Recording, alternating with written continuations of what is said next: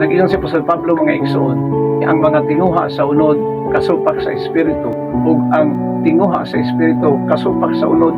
Munang kining duha mga igsoon, ang unod ug ang espiritu dili makasinabot, dili kita makahimo sa buot nato pagabuhaton tungod kay kining espiritu ug ang unod mga igsoon nagaklase pa kay gusto sa espiritu mga igsoon. Muduol ta sa Ginoo, mudutot ta sa Ginoo, igsuod ta sa Ginoo, higugmao na to ang Ginoo. Apan gusto sa unod mga igsoon nga magpalayo ta sa Ginoo, gusto sa unod mga igsoon na dili ta mobuhat sa mga buluhaton iya sa Ginoo sama sa mga pag-ampon.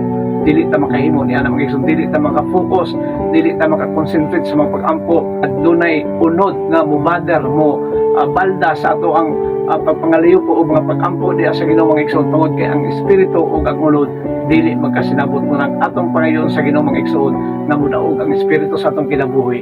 God bless, to God be all the glory.